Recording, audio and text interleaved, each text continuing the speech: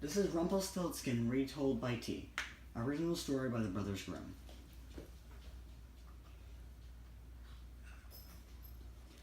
Chapter 1.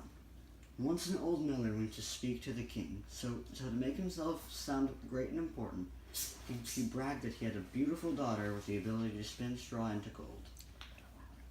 Gold was something that the king very much enjoyed, so with no hesitation he immediately sent off for the magical girl. Once the girl arrived at the castle, the king then put her in a room with an abundance of straw. The king then said, "You must spin all the straw into gold by tomorrow. If you were to fail, expect to be executed for your father's lies." As soon as the king left, she immediately began to panic and to weep.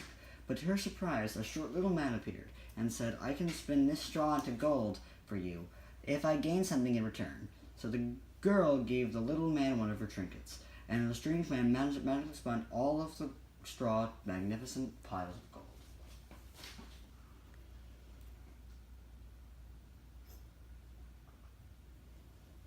Chapter 2. The next day, the miller's daughter was put into another room with even more straw to spin. The girl began to panic again. When the short little man from before appeared once more to help the girl gave her her final item as payment to the man. He then worked his magic and once again spun all the straw to gold. Then, the next day, the girl was once again told to spin straw into gold. But this time, before leaving, the king said, "If you are to succeed today, you shall become my queen."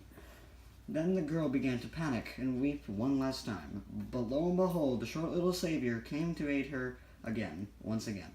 But the girl was out of things to pay him with. So the man said this, "When you marry the king, your firstborn will belong to me." The girl had no other choice but to say yes to this promise.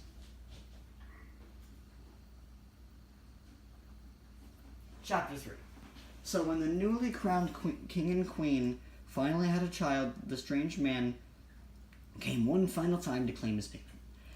The queen refused to give away her child, so the man said this, "If you can guess my name by tomorrow, you will get to keep the child. If not, I will obtain my payment." So when the man left again, the queen began to panic for a fourth time, frantically trying to guess the strange little man's name. She eventually decided to send a maid to spy on the man. The next day, when the man came to collect his payment, he was greatly disappointed when the queen said, Is your name Rumpelstiltskin?" So Rumpelstiltskin flew away back to his home and was never heard from again.